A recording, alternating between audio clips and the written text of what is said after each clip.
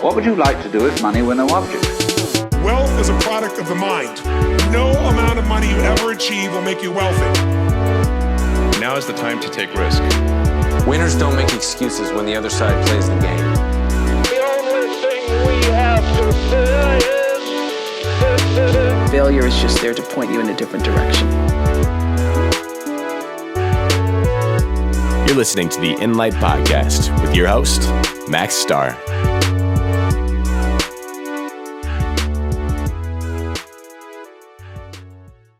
Welcome, everybody, to the Inlight Podcast. My name is Max. Joining me today is Colin and John from the Inlight Team.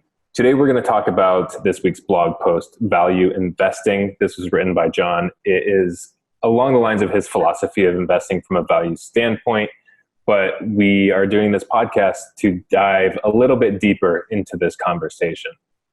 So, John, if you want to bring up what your view, what is value investing to you? Just lay that out there to set the stage.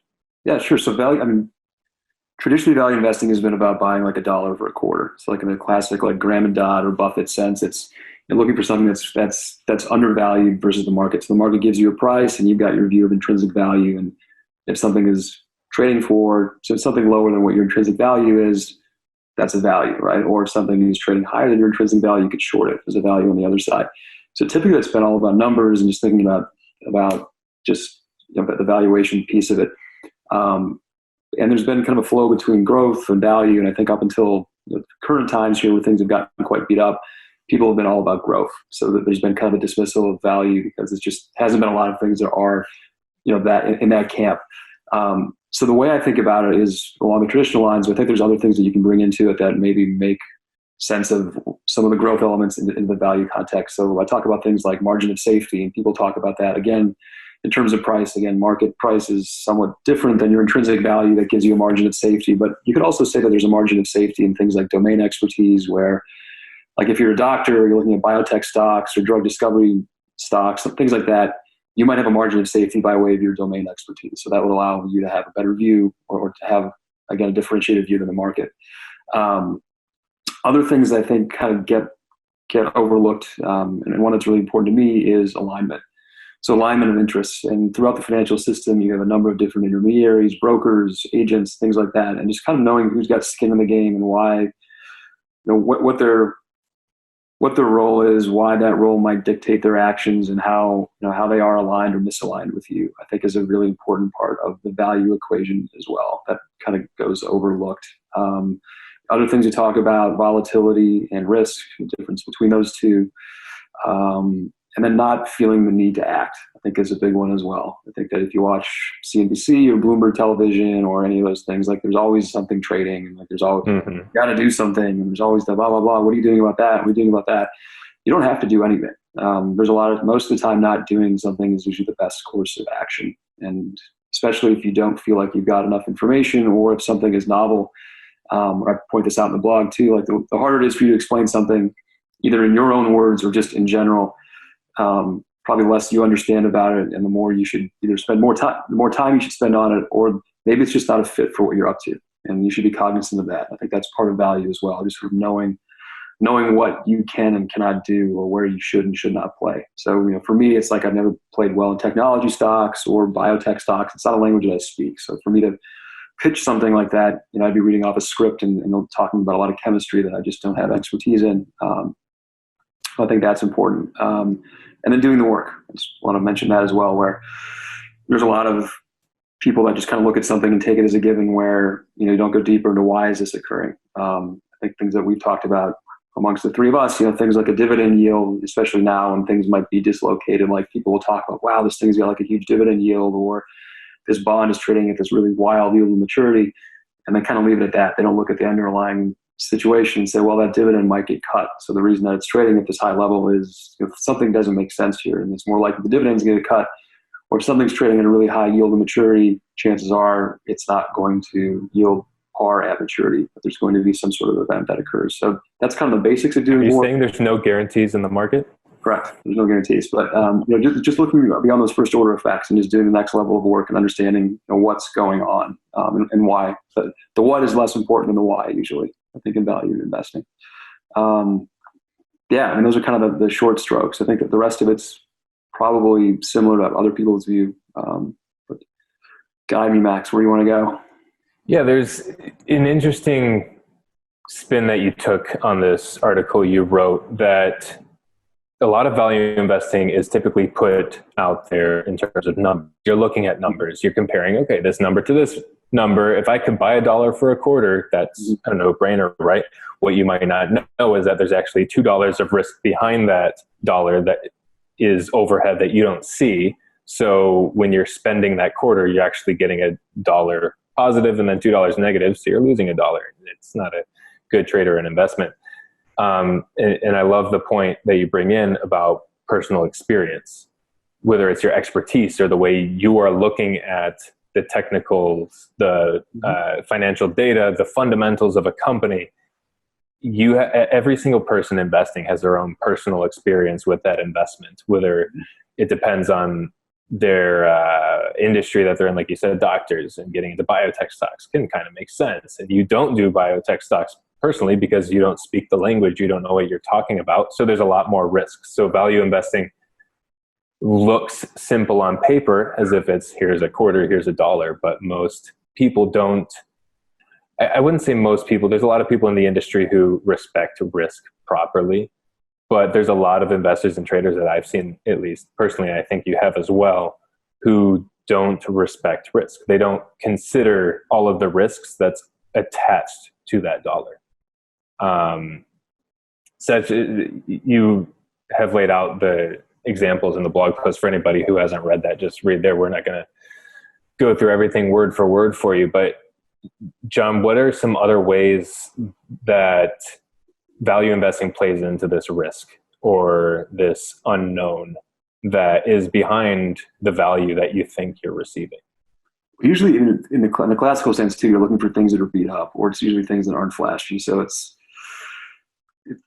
I think your distressed debt is probably like the most value of value investing for the most part. And not to say that there isn't still risk of loss there, because there certainly is, but it's usually things that aren't flashy. So the risk is less, the risk is somewhat diminished because it's things that people are just dismissing out of hand. Like, wow, that's an industry that's just not going to show up in the Wall Street Journal. It's not a deal that I'm going to do or trading or deal. It's like, wow, you're growing the next Airbnb or the next thing that like sort of flashy. So it's stuff that's beat up, and it's the things that take, I wouldn't say monotony, but it's stuff that you're going to work on, and you're not going to be like, it's not life changing, right? Yeah. So there's that. There's this sort of sense of washed out, things that are beat up. Trying to think of some good examples today. Right now, kind of everything's beat up, but historically, there's always been a cycle in like paper and packaging. There's been metals and mining cycles. Things that people just dislike because there's not a lot of passion on the street for following those things, right? Like it's not exciting to talk about coal for the most part, or sometimes machinery, or it's just easier to follow the herd and just kind of be like, oh, well, yeah, that got beat up. I'm going to go over here and try to find the next thing that's not. And I think we talked about this a little bit too. It's okay to lose, and like you should be. You're not going to win all the time, but I think in the value mentality, losing for the reasons that you knew could produce a loss is okay. Within reason, right? So like if you're doing your research, and there's the things that you can know and the things that you can't know.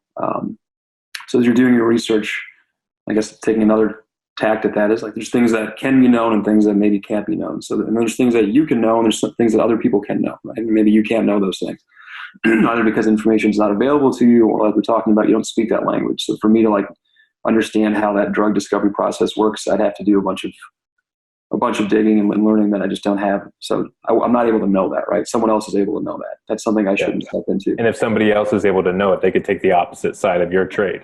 Or just they'll get there first. But if there's something in general that can't be known, like in general, that's a general risk that we all take together. And that can be something that you can verbalize and report and say, hey, like for instance, I'm taking the risk that, I don't know, like if you're trading solar or something, like the weather might turn, or you're trading an insurance stock, that there might be cataclysmic events that no one can really forecast, right? It's not a matter of having this AI technology that's able to see these things. It's something that just can't be known. So those are things that you can go into an investment saying, yeah, I'm willing to take that risk. Here are the things I can't know. Am I willing to do that anyway? Right. Yeah. So how would you look at a situation right now? We're recording this during the COVID-19 lockdown. The stock market plummeted down about 30%, bounced right back up miraculously. And there's a lot of people on the street who are talking that behind the scenes, and I know you share this view too, company financials are suffering significantly. And it seems common sense in a situation like this, but the stock market isn't reflecting that. So how do you look at the value where the current stock market is, or where the majority of individual stocks are? How do you look at that value and consider whether it's overvalued, or looking at the different risks, the risk of the known and the unknown behind the scenes that we don't really see? It's hard. I look at it mainly from the credit market. So to see those two things have to travel together at some point. And right now the stock market's clearly it's forward looking to thinking about looking through this thing and discounting the potential back. And I get that. I think my view, I don't have a pinpointed like on a timeline, but the stock market's clearly taking a more optimistic view. The market is taking a more optimistic view of recovery possibilities, the Fed's impact, whatever, future results, all these good things. Whereas the credit markets are telling a much different story. And that's why the Fed stepped into the credit markets, right? So you get all these programs where the Fed's buying or will buy high-grade bonds, fallen angels. Yeah. They're doing another 𝗕𝗲𝗹. There's things that are money's gone into the credit markets. And then there's a lot of things that are just starting to crack. So you're seeing, I think it was this week or last week that came out that 25% of all CMBS, collateralized commercial mortgage bond securities, these structured products made out of commercial mortgages, I think it's 25% of all CMBS is in the special servicer bucket. So that's in like the collection agent bucket, right? And that's just after April. So it's 1 month of payments. They're just late. They haven't even been recorded as not made yet. They're just late. So now we're into May, May 7th? That payment wasn't made either in any of those. So those will all go into special servicing, which, and more will get there. So that to me suggests that, there is trouble. People aren't paying the rent because they can't, or they're, whatever, they're doing a rent strike. But you're seeing that. You're starting to see more bankruptcies. Clearly, Neiman Marcus filed today. J.Crew filed this past week. There's talks of like Lord & Taylor is going to file, and they're just going to go to liquidation. And those aren't probably surprises, but there'll be more behind that. So the credit market is telling a much different story. And granted, there's other implications too. In the stock market likes inflation, right? Because prices and earnings. And I guess maybe there's a view there that the more money is printed, that there is inflationary pressure where bonds clearly don't like that. So there's that too. But yeah. So when you're looking at value, how do you compare the two? If it's telling two different stories, which do you listen to? I'd listen to the credit markets. I usually listen to the credit markets anyway. I'm just given that we're a cash flow society, and that cash flows usually comes from borrowed money.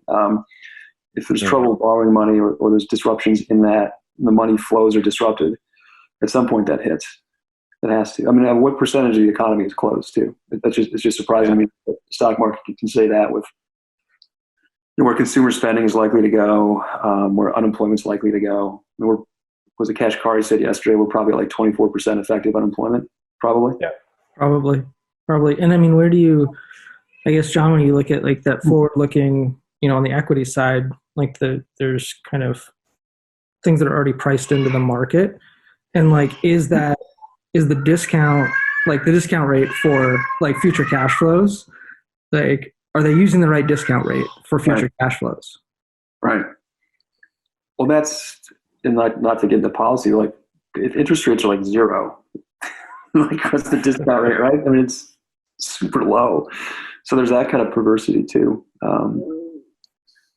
But I get it. And then I don't know. I get why there could be a disconnect, but it just certainly seems like it's setting up for more volatility, at least. And what does volatility mean in terms of value investing? How do you compare volatility to this type of risk that we've been discussing? How does that play into value investing? So I think about volatility as just the propensity for something to move. And I know there's a lot more complexity and mathiness behind it, but just the propensity for something to move, right? So just in general, earnings move, the market moves, the stock moves, highball, right? So things are going to move or change. Whereas risk, I think, is a crystallized loss. So risk to me is not that the thing moves in the wrong direction, but at that point you need to trade in or trade out of it and crystallize that loss. So in that respect, I guess the thing to think about in terms of value investing or even just investing in general is if you can't weather that volatility, your capital won't allow you to weather volatility, you should probably not be in things that could be volatile. So the terms of your capital dictate the terms of what you should invest in. So I had a conversation this morning with these guys. I think he's the managing partner of a fairly large law firm that focuses on bankruptcy, and we were just kind of talking about the market. And he's like, "Yeah, right now, the world's changed." And he's like, the $1 to $3 billion quarterly redemption hedge fund in distress. He's like, that model just doesn't work right now. He's like, his view is that model doesn't work because the volatility in those distressed assets is so high, or the price volatility is so high that the investors will draw money out, at inopportune times, and you will crystallize that loss. Yeah. So then can volatility, you say it's different than risk. I, in short-term trading, see it as not one and the same, but connected in the sense that technical volatility can lead to mental risk, and that mental risk affects your personal experience of an investment when you're looking to either trade or looking at value investing from this standpoint. But like what you're just describing, investors can pull their money if volatility is too high, because then you're forced to crystallize risk when the timing is not right. Right. So there's so many cogs to the system that are moving. Where can you ever see the true value if 90% of what's going on is just dark matter behind the scenes? That's your terms of capital, right? So everyone's like, "Hey, I want to invest like Buffett," so they all do the math. I'm like, "Oh, this company's beat up," but like the thing that, and some people get this and some people don't, but the thing that Buffett has that no one else has is money that there's no term on it. He doesn't have quarterly money. He doesn't have annual money. It's not a private equity fund that has 3-4 investment years and then a face period. It's like infinite, right? I mean, in a sense, it's infinite. And then he's got this cash machine that actually builds more behind it. So not only do you have an infinite timeline, but you've got more that's generated that you can put more into it. And that's like the secret sauce he has. I mean, he's brilliant, right? I mean, clearly his track record's amazing, but I think it's hard you can't invest like someone unless your terms of capital are the same. So for him, he can weather any, in a sense, he could take an infinite amount of vol because there's really never a time where he's going to have to crystallize that loss. Right? If you're in a quarterly vehicle or, something with a much smaller, people talk about ETFs, they talk about mutual funds that have even different terms, how you can invest in those vehicles into something that's really liquid, like bank debt. There's a lot of those products that have been created to invest in things that are inherently less liquid than the underlying funds. That's where the volatility risk mismatch gets screwed. Okay. And inherently, like you mentioned, when things are down, that's when people are going to get emotional and want to pull money out. And when you're going to be like, "No, you should actually give me more money," and they won't. Which kind of comes back to my friend's comment. He's like, that's why that quarterly vehicle investing in these things that get more volatile, doesn't work. It's just when you don't want them to, they will. And, and things just never match up that way. Yeah. So then could you just look from a value investment standpoint that if you choose to invest in assets, equities, whatever, that have the least volatility, would that be greater value? Would you be getting more value out of it if volatility is less and you're less at risk of quarterly, annual crystallization of your risk? Yeah, I mean, if you can find things that have only upside, right? I mean, any good, and if you look at like a classic value pitch will always have that, right? Like, even this could happen and I'll get this, or then there's that. Like, you tell the people that listen to all these things, and like you hear it, like, "Oh, I know where you're going to go with this one," right? Yeah, I mean, if you can invest with only upside, that's fantastic, right? Or if you can only, there's times when I generally would want to be long volatility. I guess that's just my view. I'd rather never be short volatility. Okay. Just in general, I think that I don't mean like the VIX per se, but I think about it in terms of like having more ways to win than lose. Is another way to put it. Yeah, and that's like what you're just saying. If you could get into an investment that doesn't have a downside, I don't think you mean that there's no chance of loss, there's no chance of risk. Yeah. Or there's no risk involved in the trade or investment. And think you mean what I interpret from what you're saying is that there's more upside than downside. It's not that there's no downside. It's that the net side, if you will, is up. Yeah.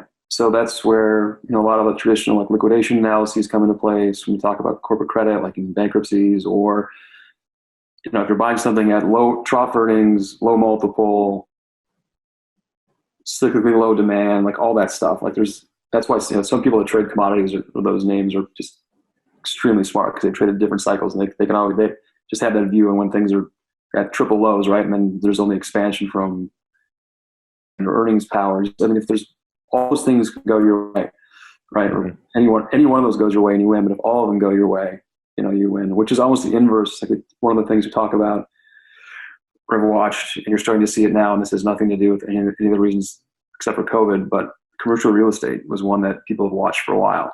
You had things trading at tightest cap rates, very high LTVs, and with a lot of, again, leverage was back in the system at low rates, right? So if any of those things move against you, cap rates go up, leverage comes out of the system, LTVs come down, anything, you're going to lose. But all those things were kind of at their peak together going into what we're doing right now. So that to me is being very short volatility, because your short movements, those things can only move one direction. Cap rates were not going to tighten. Interest rates were not going to go lower. All those things were going to go necessarily move. If they move, which they do, they're all going to move in the other direction. Yeah. So you're starting to see.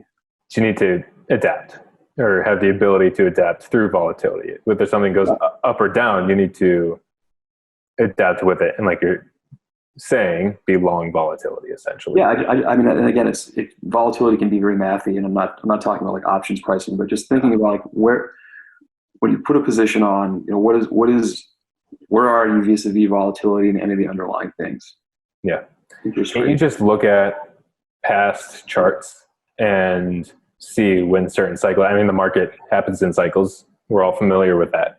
How about value investing in terms of looking at these previous cycles and charts and just draw a line and see when you're in value and when you're out of value, and invest below that line? Or when you see you're at the bottom of a cycle, you go long in that investment, and that's a value investment essentially. But in a situation like COVID, there's not too many examples, at least in most people who are living today, of our recent history, that we can compare the current situation to. I don't know if there's any example. I mean, we have going back to the 1920s, but we don't have any serious examples that are within even 70% accuracy or similar to what we have today. Right. And that's why I think that there's also, this gets way down the rabbit hole, but then there's the concept of like embedded volatility versus realized volatility. And again, it can get horribly mathy, but what you're seeing versus what you could see. Mm-hmm. So I think you're seeing versus what you could see. That's back to the beginning of the conversation of what you can see and what you can't. And this kind of comes back to what we talked about, what you can know and what you can't know. There's all these different, my hands are on the screen now, but like if the set of potential outcomes is like this, and you can narrow it down to like this, and you can be comfortable with those, right? Even if you're going to take a loss, like that's your job when you're doing the research, is to reduce the number of potential outcomes. Like I think this is what's going to happen, right? You're never going to get here on the one, most likely, but just to kind of reduce it down to a level of acceptableness to make a decision. And maybe you're like, I can't, because I'm still going to be here, but. And that's because if you can eliminate the number of possibilities of what can happen, you can better assess your investment. You could see, it's easier to look at 5 outcomes and determine if it's too risky to get into or if the value is good or not, as opposed to 110 outcomes. It's difficult. Right. So the more things can happen, that will always, right? But you want to reduce that. So when you've got periods of high volatility, it's a view that a lot more things could happen, right? So right now, the VIX was at some crazy numbers and it's come down. I haven't looked at it in a couple of weeks, but I mean, based on the conversations I've had with some pretty smart people around the way, just like no one has any. I mean, no one's been like, here's the the path with some degree of certainty. Everyone's like, I have no idea. And they're like, we have no. I mean, there's ideas, but there's no like. I mean, the range of potential outcomes right now is huge. Yeah. Right. Which to me, and when that's high, then volatility should be high, right? The propensity of things to move within that set of potentials should exist, right? Mm-hmm. But we're here. Like, anyway, sorry, I don't have like math behind it. Like I could draw, there's no like theory though. Like you just sort of see here's a range of potential outcomes. We have a vaccine that cures this thing in like September, or we already have the drug. Okay. We open up the economy and everyone's good because we've all actually already had it. Oh, big surprise. Okay. One side, the other side is there's no vaccine ever, and like this is what we do for, this is it. This is the matrix. So there's like, and then there's all the things in between. There's a vaccine here, or we open up blah blah blah blah blah. I'm like, what is that? For the economy, it's remarkable. I'm surprised the stock market's not down a lot more, but there's a need to play too, right? I mean, I don't know. I mean, it's like you mentioned, if there's things that you can know and things that nobody can know. And we're in a situation where nobody knows 100% of the story. So when nobody knows 100% of the story, it just falls back to herd mentality. And if the herd wants the stock market to go up, it'll go up because everybody will want it to go up. Right. Self-fulfilling prophecy, if you will. Colin, I know you've had a few discussions with me, and I've heard you talk on the idea of value investing and expertise because you've seen some examples in the cannabis industry of this specifically. And I know from a day trader's perspective how many people are obsessing over the idea of getting into these OTC cannabis stocks, losing a lot of money because they have no idea what's actually going on. They think that a good news report is going to make the stock go up, but it ends up resulting in the business closing. There's all sorts of crazy stuff that goes on. If you want to give some of your view of that. Absolutely. And for those of people that want to trade short term or actually medium term in equities in cannabis space, my general advice is like, maybe don't. And or John's point, do your research, do your layers of research, and if it aligns, then with you and your knowledge base and your background, your expertise, then this may be for you. So, like one of the things that we saw, a lot of the Canadian licensed producers that were the first publicly traded vehicles usually on the CSE, the TSX kind of kicked them off, but they're usually on the CSE. They would have all these press releases about how many square feet of cultivation capacity they would have, and the market started to correlate those capacity numbers with like future dollars and would treat the equities that way. And so we saw all these companies like ramping up into hundreds of millions, into the billions of market cap.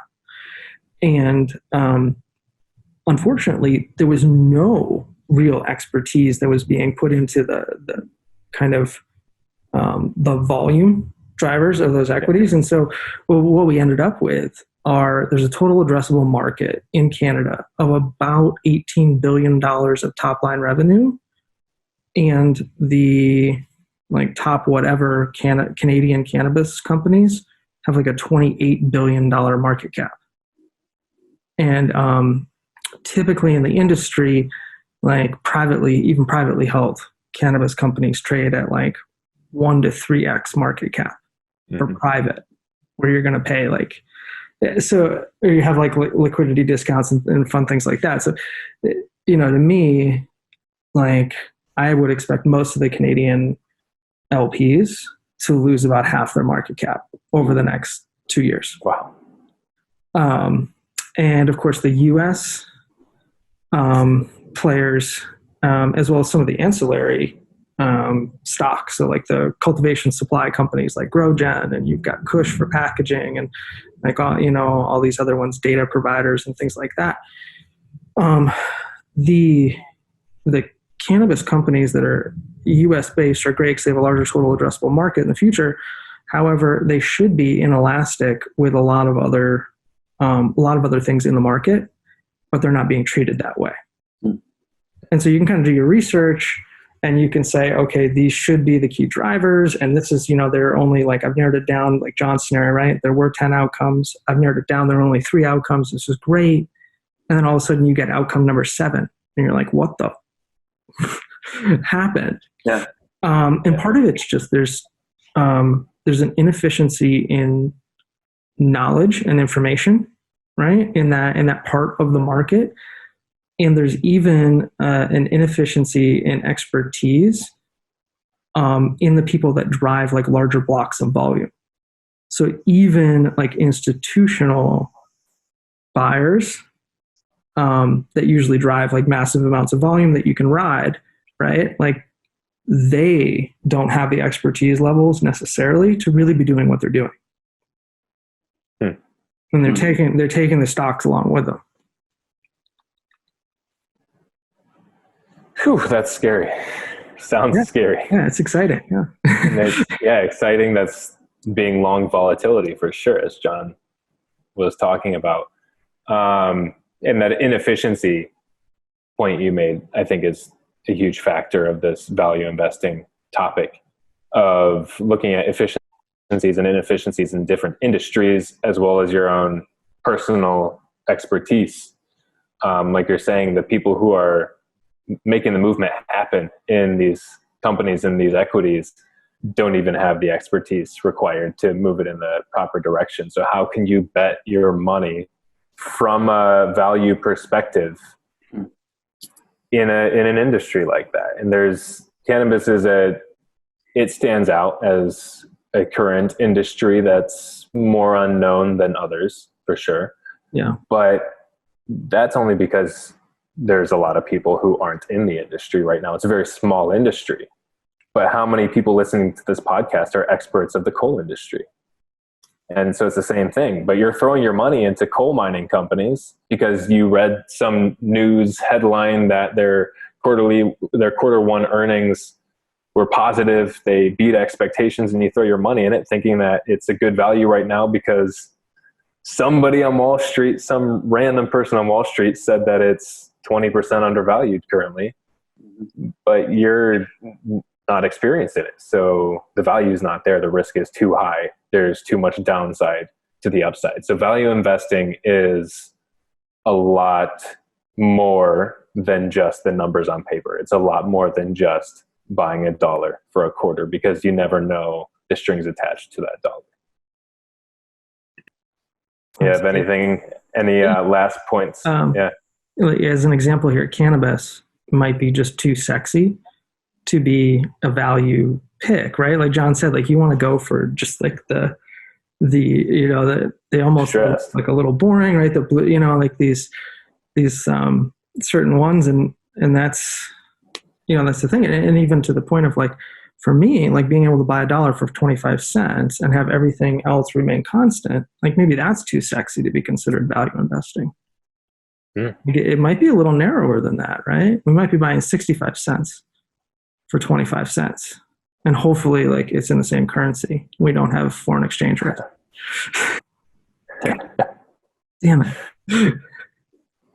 All right. Well, I think that pretty much exhausts the preliminary conversation on value investing. If you haven't read the full blog post that John put together, go to our website at inlighttrading.com. And you will find the blog on there, among a lot more glorious stuff in the stock trading and investing space. Thank you for listening to the Inlight Podcast. Again, my name is Max.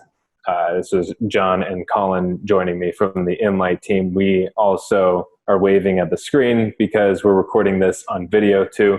If you want to, for some odd reason, play a YouTube video on your drive to work once this lockdown is over, be a crazy person like that and head over to our YouTube and watch the podcast there. Or if you just want to see what all of our faces look like, because there's a lot of people out there putting podcasts that we all subscribe to the messages they're saying, and we've never even seen these people's faces. It's a ridiculous concept right now.